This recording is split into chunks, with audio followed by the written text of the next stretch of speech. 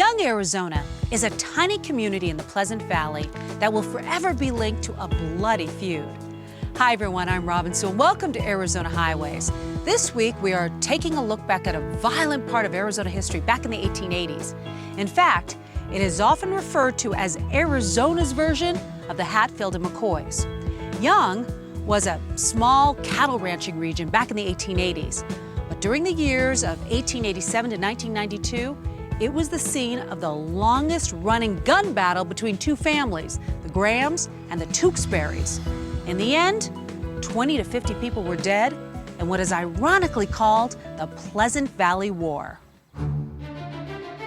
Well, it started with a personal disagreement between the Tewksbury boys and the Graham brothers. There were more casualties in this Pleasant Valley War than there was the McCoy-Hatfield. Well, there's so many different stories. The Pleasant Valley War, which is sometimes called the Tonto Range War, lasted more than a decade. No one is exactly sure how many people died, but a lot of folks in and around Young have an opinion as to how it started. They were friends at first. The Grahams helped the Tewksburys build cabins, and the Tewksburys helped the Grahams, and then it just became a falling out. The Grahams wanted the Tewksburys to go in with them to help steal cattle, and the Tewksbury says, "We will not steal from our neighbors." And then it just went from there. That's what eventually started all the problems. And then the fact that the sheep were brought in, just the Tewksburys agreed to guard the sheep for some friends of theirs. During the late 1880s, a number of range wars erupted over water rights and grazing rights with the Tewksburys and Grahams. But in September 1887, the shooting of a Navajo man working for the Tewksburys set off the violence.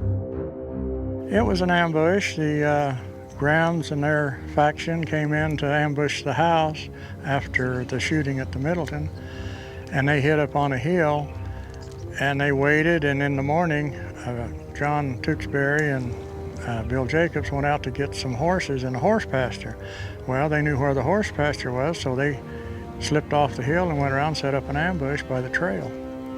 And when they come by, they shot them.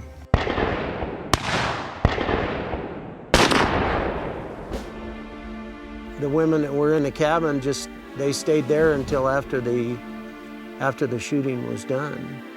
It took them at least a day, day and a half, 2 days to find the bodies. They didn't know exactly where they were, and they were far enough away from the cabin. They were not able to see where they were shot. What happens next depends on whom you ask. It seems that no one can agree on this part of the story. The Grahams apparently continued firing, and shots kept coming from inside the cabin, even after the ambush.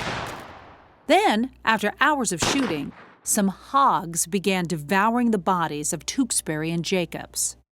The story that's always perpetuated is that my great-grandmother, Mary Ann Tewksbury, went out and buried the bodies, shooed the hogs away from the bodies and buried them.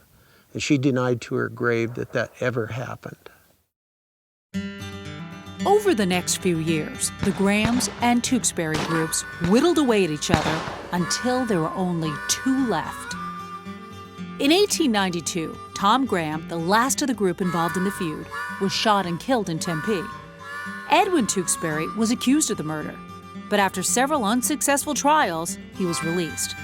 None of the Grahams remained to retaliate against him. He died in Globe in 1904.